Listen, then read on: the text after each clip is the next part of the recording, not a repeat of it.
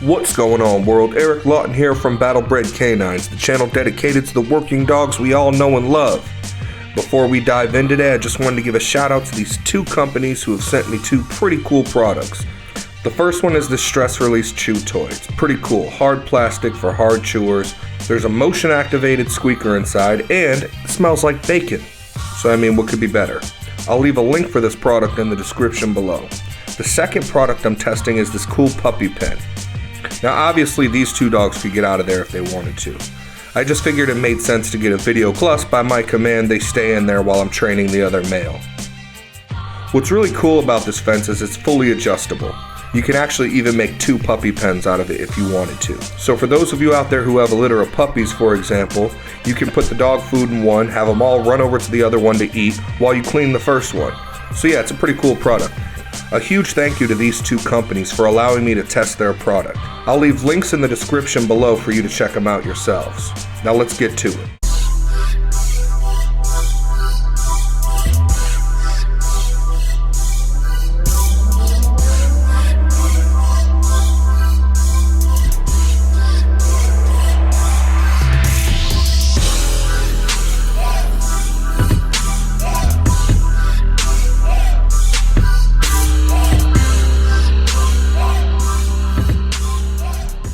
What's up, Eric? What's up, my brother? Just same old. Grinding with work and the dogs. There it is.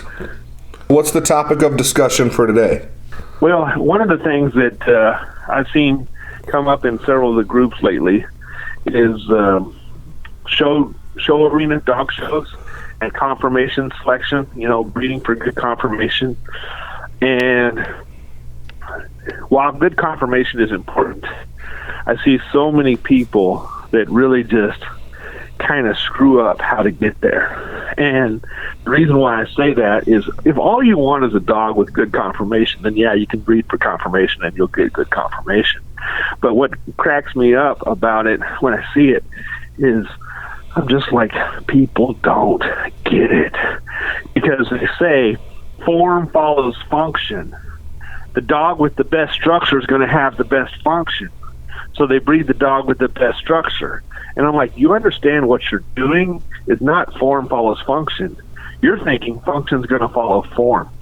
Because you're selecting the dogs for the structure, and then you're saying the dogs with the best structure are going to perform the best because form follows function. But performance, if the dogs with the best structure perform the best, performing came after the structure in your sentence. You got it backwards. You need to flip it.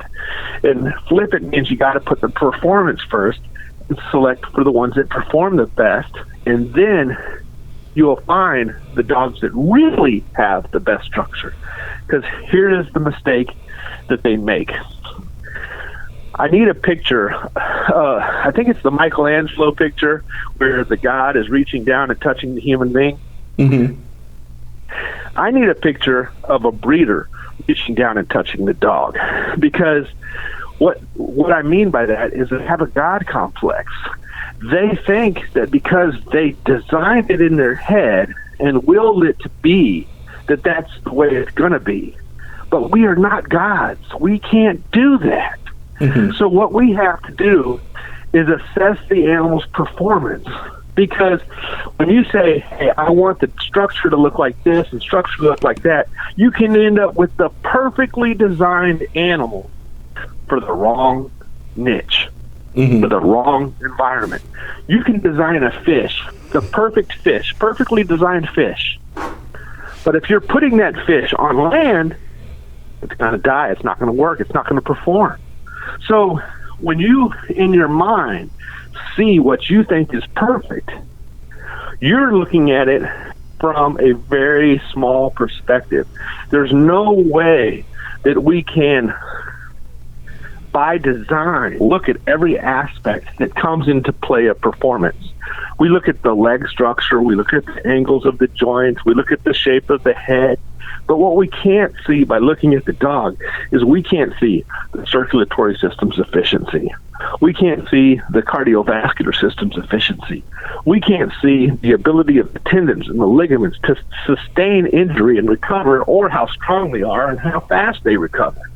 We can't look at, you can go x-ray a dog, but you're looking only at the skeletal structure.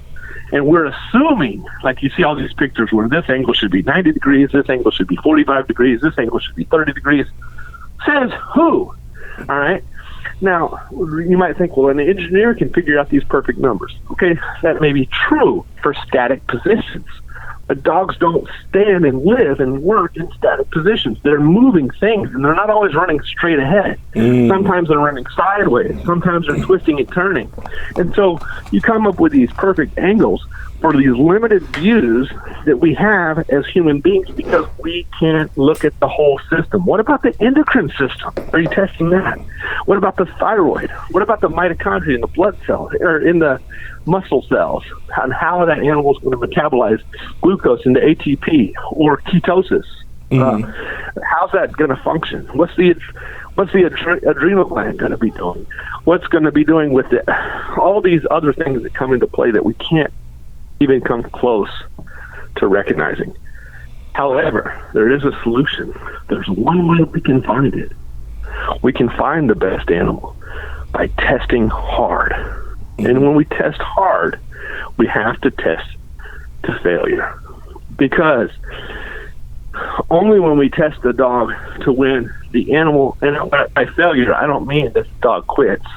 I mean, we test them hard enough that we can look at that animal and see that it's given all that animal needs to do. It's time to put an animal up, because we really don't want to necessarily reach failure per se, but we need to test the dog enough that, like when you're going to the gym, you might still be able to go, when you leave and you get in your car and you're going to go home, you might be able to go back in the gym and lift some more weights. But when you did your set or your reps, you only did a certain number of reps per set.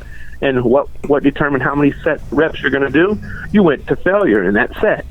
And then when you go to failure, that doesn't mean you can't do more in like 2 minutes, but you actually went to failure, for just a minute. Well, we need to push those animals until we can identify the difference between not good, average, good, very good, excellent. Whoa, this one's once in a lifetime specimen. This guy is unbelievable. He really has separated himself from the herd. And you don't do that until you start seeing them fall off on the wayside. So you have to separate the winners. Now the next thing is you do it over time. This dog started maybe at 6 months, 8 months, 10 months, 12 months, 18 months, whatever I say. I don't even know if I said them in order because it's just kind of rambling numbers. But you work them over time, see which one starts early, and then you also see which one works when it's 10 years old, 11 years old, 12 years old. And the one that over time displayed, maybe that dog started at 8 months and it worked till it was 10 years old or 11 years old. That's a hell of a long career. That's a decade of working ability. Now you're not going to remember that. And you might think, well, you have another dog that maybe started at 2 years old and passed away when it was 6. Now, maybe you bred that animal also, but you can still remember which ones produced and which ones weren't, but which ones had longevity. So you need to look at the animals and their performance. You need to look at their ancestry and their pedigree and the performance of all the dogs in the whole pedigree. And people are just missing this because they think they can look at the angle of the joints and determine conformation. So form follows function. It's not function follows form. So if you're like, okay, I'm going to have, let's say I want to make a stick bug, right? So I go out and I design this bug that looks like a stick. I make sure that it's colored either green or brown, the colors of sticks. But then I put it outside and all the damn thing wants to do is climb on the fence. Or all it wants to do is walk on the concrete. Well, because I was selecting the right phenotype in appearance, I didn't select the right behavioral type. They have to go together, and to get the animal that's going to survive. Because when that stick bug walks across the concrete, the birds are going to eat it. So what good is the camouflage if it doesn't have the behavior to put its performance features in that environment? If the dog has the perfect structure to run real fast, but it has no desire to run, or it has a heart murmur, or it has a weak endocrine system or respiratory system, or weak tendons and ligaments, for example, I don't know if you knew this or not, but I know you can verify it if you want to. I have heard the world record long jump for a dog was set by a greyhound, which makes sense. I also heard that when it landed, it broke its legs. So that's not the dog that you're going to try to condition for long jumps, because as soon as it breaks its legs, it's only going to do it one time. Yeah, you set a record, but it can't sustain that over time. So if you want an animal that's going to sustain its performance over time, you better have the complete package. Right. And I think that's very important. I think a lot of breeders really miss the lesson that nature has provided us. Mm-hmm. Breeding needs to be copied by nature, or from nature. We need to copy nature to be successful breeders. Look at all the amazing creatures that God or evolution, depending on your belief, it doesn't change what really happened, but I don't want to offend people. All right. I know that how it got there, but look at all the amazing creatures and how they got there, whether it be driven by God or driven by evolution, regardless. Either way, natural selection, evolution, our creator, whatever it may be, produced all these amazing phenotypes by using performance selection in the world. Mm-hmm. When an animal doesn't do it, when an animal chooses to be a sloth, it dies unless it is a sloth. Mm-hmm. You know, it has to have the right features. And people are just missing that. And I think it's because they have a God complex. They think that, okay, I can just make the form, and then we'll go put this perfectly designed animal in that environment, and it's going to perform well. Well, if that was true, guess what? All the world records in the sled races would be won by show huskies. All the world records in the track race would be run by show greyhounds. All the world records in the KNPV or Schutzen would be won by show German Shepherds and show Malinois, and all the game dog records would be won by show Amstaffs, and none of those have ever occurred. Right. If you want a working animal, you need to get it from working gene pool. And you take that working animal and put it in a dog show, you might occasionally get one that has the quote-unquote perfect structure according to the judge. But 9 times out of 10, you won't. There'll be something that the judge can critique, but then the judge can go find the one that looks perfect and then have it compete against the one that he critiqued and saw a negative on. And you and I both know that working animal from working stock, if it's really truly a great specimen of a working animal, regardless of that cosmetic flaw, it's gonna smoke that show dog. Those showbred hound dogs, I ain't ever seen a squirrel at the end of their life. Mm-hmm. So it's kind of funny, and the show arena has done a tremendous disservice to breeds. Pugs have eyeballs that pop out of their head. Yeah. The Chinese crested has been bred to the point that they mutated it so much they actually have ugly dog competitions for Chinese crested, and they breed them for that on purpose. The micro pocket bullies and micro pocket Frenchies are so wide chested and elbow dysplastic, and they look like little muscular tanks, but they're weak as all get out because their structure is completely blown, because even though they look strong, they're not. They can't perform. They can't. A bulldog today, a bulldog is a dog that's supposed to be able to catch a bull. And the Mississippi State University bulldog can't even knock over a trash can to eat a hamburger. Yeah. You know, they've run it. Yeah, 100%. Yeah. See, I don't believe in breeding for type. I believe in breeding for the niche. This has been on my mind lately because I see people talking about conformation breeding, and then they think that those dogs are going to win competition. Here's the other mistake they made. I said one mistake is they design it and then they think function is going to follow form, even though form follows function. The other mistake that they make is, they say when all else is equal, the one with the best structure will win. Okay. Two problems with that. Really, one problem. The second thing is not a problem. It's a proof that they don't really believe that. The first problem is never is all else equal. You're talking about such a massive quantitative number of things that go into affect that dog's performance. You really think all of those other things are equal? No way. We're all different. We're all unique specimens. It's never exactly equal on every other criteria. That's problem number one. You can't breed an isolated trait. You're breeding to a dog, okay?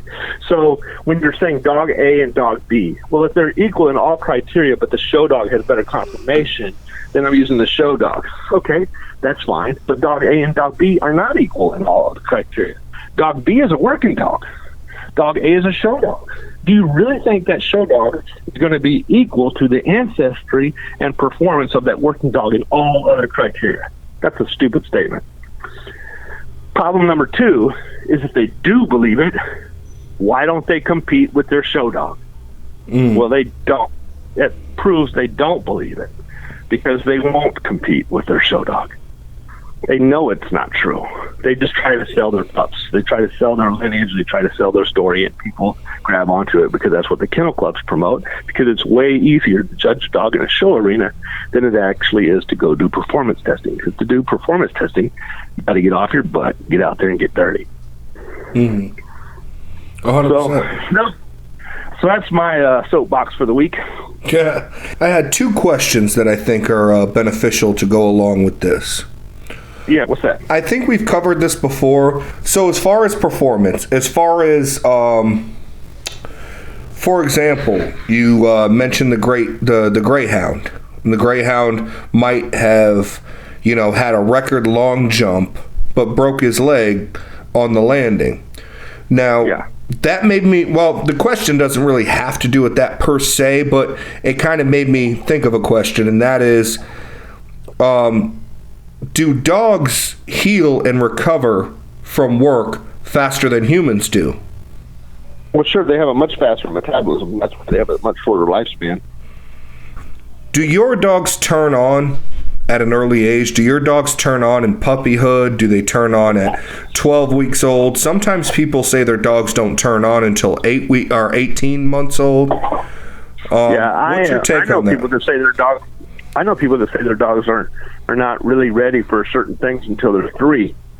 Me personally, I look at those same breeds that don't turn on until they're 3. They're almost always mastiffs or some sort of mastiff dog. Those dogs also are done at 6 or 7, 8 years old most of the time.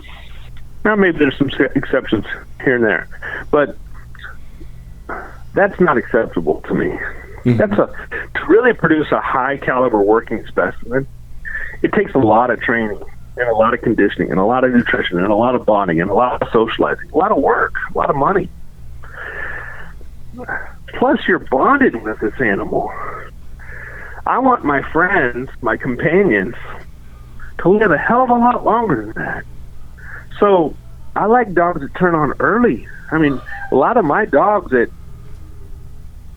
I'm going to say 6 or 8 months are pretty solid dogs, but I still don't think you should put in any hard work until they're probably like 14 months old or so. But temperament-wise, they're like excited and love to work when they're 8 and 10 months old. Well, I don't want a dog that has to wait until it's 3. And I also like a dog that can work well beyond 10. I mean, we have a person that unfortunately just put their dog down, and it was like 13 and a half. That just happened recently, and that dog was actually still very healthy, but it started, just getting stiff, getting a little sore, and that happens to all of us, and they didn't want to see it get down worse, so they made the decision to putting it down at 13 and a half. Now, is there a way to, in your opinion, is there a way to maybe prevent some of those issues for longer? Is there certain things you could do with a dog to, say, prevent stiffness and prevent joint issues? Sure, good nutrition is going to have a lot to do with it. And regular, moderate exercise is always going to be beneficial. Extremely hard exercise is going to be damaging, and extremely lack of exercise is going to be obesity and not good either. So it's like with a human being: eat right, exercise, work hard, and rest hard. Mm-hmm. So it's all about just a balanced thing. And the other thing is, I don't believe any kibble is good. I mean, let's think about it. Kibble is just a cereal. A lot of people don't acknowledge that kibble is cereal. It's cereal. It's meal in a bag, meal in a box. That's what it is, meal in a can. And it's the same thing. So I have found that even though we use kibble, because, I mean, it has to be something that I can do every day. So it has to be convenient enough that, one, I can afford it, and two, I can do it. And, for me to produce raw food for 30-plus dogs every day would be rather difficult. But there's no doubt a properly well-balanced raw diet is going to be the best nutrition. The kibble can't compete with that. However, to date, the best combination of kibble that I have used, I see no weaknesses in my dogs with it. And that is, I'm using Pro 89, a 40-pound bag, mixed with a 50-pound bag of Purina Pro Plant Sport chicken. And the reason the Pro 89 has too much calcium, it's at the high end. It's not too much, but it's at the high end of the calcium phosphorus ratio. And the Purina Pro Plan Sport chicken is at the low end of the ideal calcium phosphorus ratio. So they're both within the range of what's desired, but one's at the high end and one's at the low end. And I've looked at all the other profiles for the AFCO, the AFFCO standards, and there's another company that does regulation on foods as well. And when I have averaged those two nutritional profiles of the Pro 89 and the Purina Pro Plan Sport chicken together with it being weighted on, with the averages being weighted 40-50, so it's like 44% Pro 89 and 55% Purina Pro Plan Sport when I average those out. So the averages are weighted the same amount as the mixture of the dog food. It ends up falling right smack dab in the middle profiles of those recommendations for, large, medium, and large breed dogs. And all my dogs have done well on it. I've tried other combinations of food that hit in the middle of the profile standards, and sometimes the dog food may be quote unquote good, but I haven't been happy with a lot of the other foods that I've gotten. But that particular combination has worked really well for us. Right. Now, I know we touched on this before. What are your thoughts on supplementation? I don't use it. I just believe in putting your money into the best food that you can buy. And if you want to supplement, here's my supplement: table scraps and raw chicken and raw beef. And if you're going to feed raw chicken, just dice it up. If you're worried about the bones, just dice it up with a meat cleaver so you have like crushed ice size portions, and feed them the whole chicken thighs or chicken quarters, dice it up, and just mix that in, or hamburger meat and mix it in. That's the only supplement I give. Now, if you're conditioning a dog for a particular activity and you want to get extreme maximum peak performance out of a single dog, and you can micromanage that dog's condition, then you may want to talk to somebody that's more experienced than me on extreme conditioning a single individual.